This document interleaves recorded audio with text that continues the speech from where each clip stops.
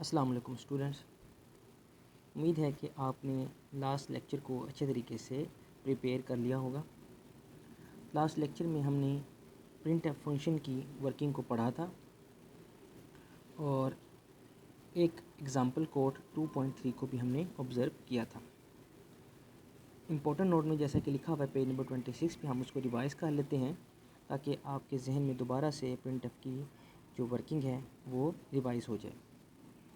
Important note में लिखा हुआ है कि format specifier are not only use for variables.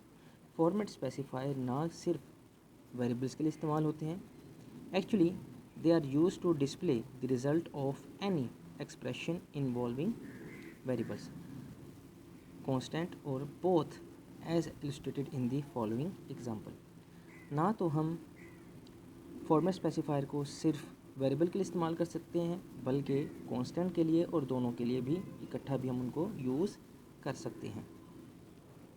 Example code 2.3 इसी तरीके से हमें एक्सप्लेन कर रही है कि कैसे हम प्रिंटफ को यूज़ करेंगे with format specifier for any other purpose for values without variables.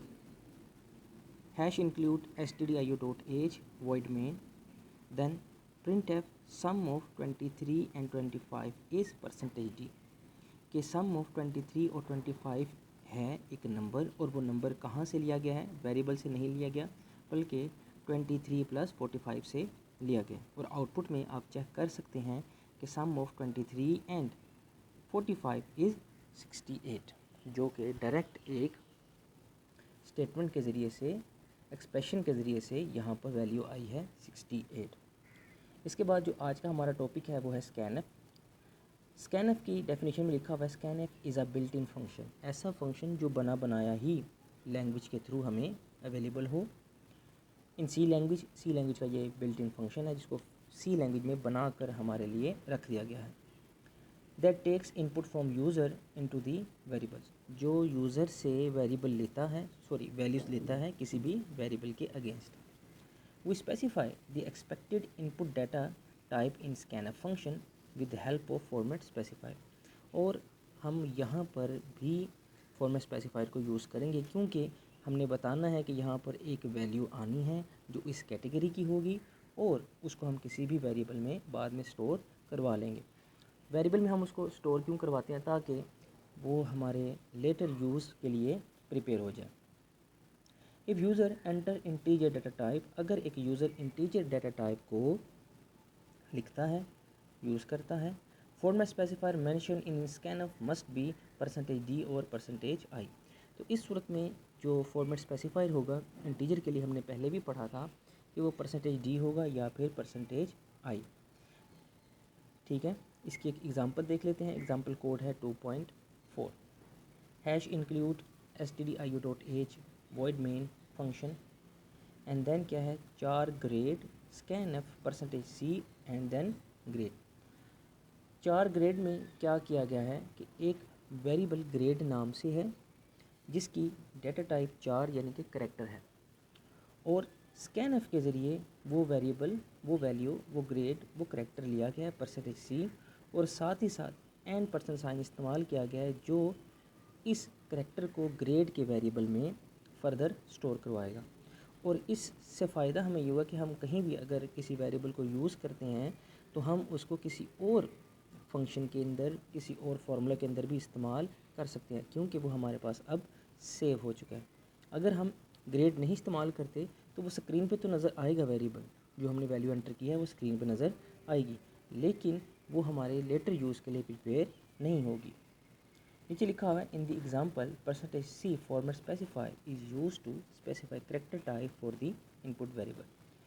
Input enter by user is saved in variable grade. हम एक तो वैल्यू %c के ज़रिए मांगेंगे और उस वैल्यू को वेरिएबल ग्रेड के अंदर सेव भी करवा दिया जाएगा।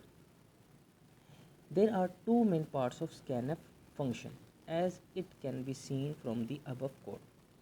यहाँ पे बता रहा है कि स्कैनफ के 2 जो है वो पार्ट है हमारे पास। First part inside the double quotes, पहला जो हिस्सा है वो डबल कोट्स के अंदर है जिसमें हमने फॉर्मेट स्पेसिफायर %c लिया है। ठीक है, जो ये निशानदही कर रहा है कि हमारे पास कौन सा नंबर आने वाला है और वो किस कैटेगरी का नंबर है, इंटीजर या फ्लोट या किसी किस्म से और कोई वैल्यू है, जैसे कि करैक्टर हो सकता है। First part inside double quotes is the list of format specifier.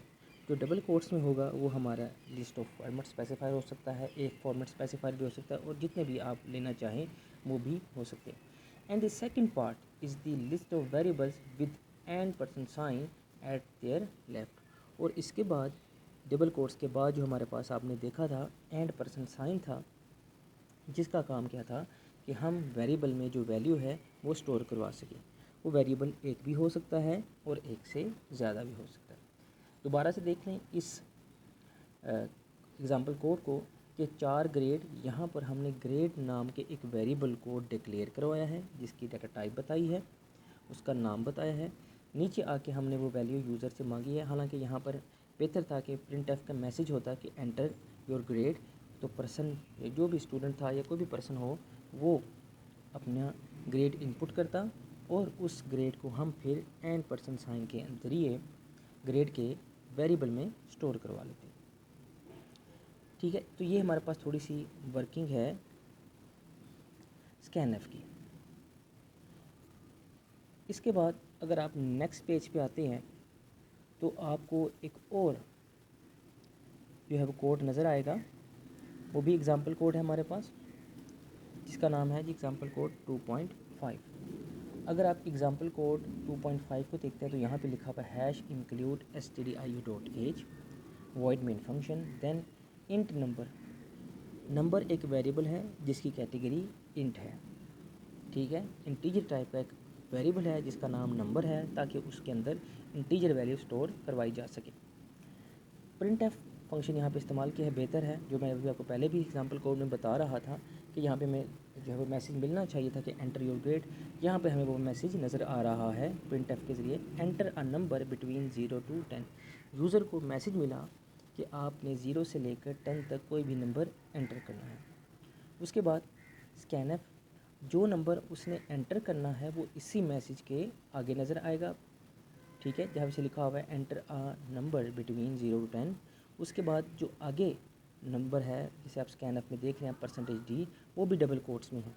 Double quotes का मतलब मैंने आपको पहले भी बताया था कि जो भी चीज़ डबल कोट्स में होगी वो स्क्रीन पे हमें दिखाई देगी।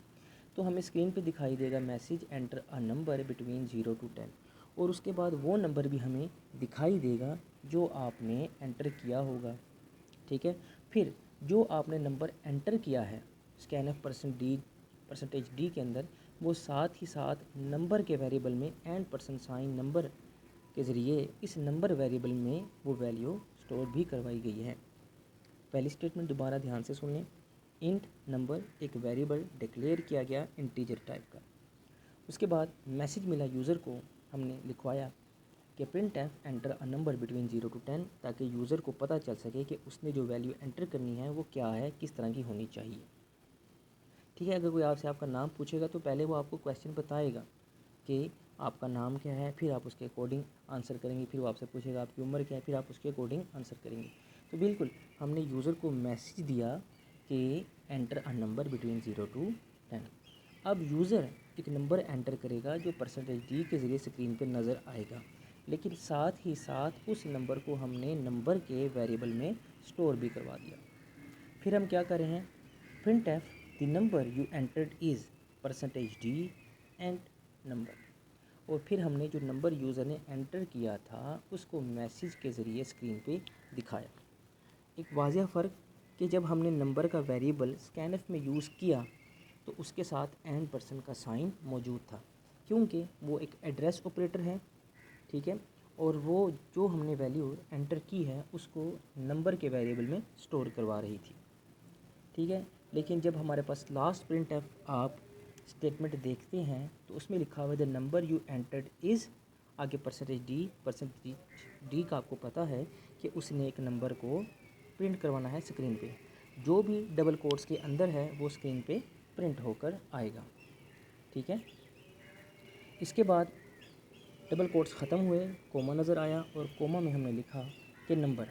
अब जो नंबर %d में हम प्रिंट करवा रहे हैं वो हमने कहाँ से लेना है, वो नंबर वेरिएबल में है।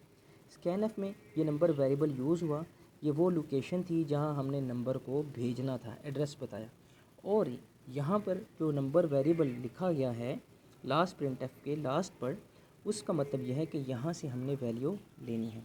अगर आप आउटपुट देखेंगे तो आउटपुट में लिखा हुआ है enter a number between 0 to 10 और उसके बाद लिखा हुआ है 4। ठीक है, enter a number between 0 to 10 ये पार्ट था हमारे पास प्रिंटफ का। और जो आगे परसेंटेज डी यानी कि जो 4 आपको स्क्रीन पर नज़र आ रहा है, ये हमने लिया स्कैनफ के ज़रिए। ठीक है, और नीचे जो मैसेज हमें नज़र आ रहा है the number you entered is 4, वो क्या है कि वो हमारे पास लास्ट प्रिंटफ स्टेटमेंट के ज़रिए हासिल किया, जिसमें हमने उस नंबर को जो हमने स्कैनफ के ज़रिए लिया था उसको स्क्रीन पर प्रिंट करवाया। ठीक है, ये हमारे पास जो है कुछ अहम पॉइंट्स थे स्कैनफ के बारे में। हमने दो कोड्स को देखा, 2.4 को और 2.3 को। आपने इन दो कोड्स को, जो 2.3 है, 2.4 है और 2.5 है, सॉरी 3 हो गई है, इनको लाजमी बाय हैंड आपने परफॉर्म करना है, इनकी प्रैक्टिस करनी है, क्योंकि ये प्रोग्रामिंग लैंग्वेज अगर आप इसकी प्रैक्टिस करेंगे तभी ये आपके जहन में नक्श होगी, वरना ये छोटे छोटे की पॉइंट्स, कोमास, डबल कोट्स, ये छोटी छोटी चीज़ें आपके जहन से स्किप हो जाएंगी और एरर का बायस बनेगी, जिसकी वजह से आपके जो मार्क्स हैं किसी भी सूरत में, चाहे प्रैक्टिकल में हो चाहे पेपर में हो, वो कंप्लीट नहीं हो सकते। इसलिए अपने बेहतर रिज़ल्ट के लिए लाजमी इनको आप परफॉर्म करें, और जो है इससे रिलेटेड कोई भी अगर प्रॉब्लम हो तो लाजमी मुझसे शेयर करें, मैं इंशाल्लाह ज़रूर इसका रिप्लाई करूँगा। अस्सलाम वालेकुम।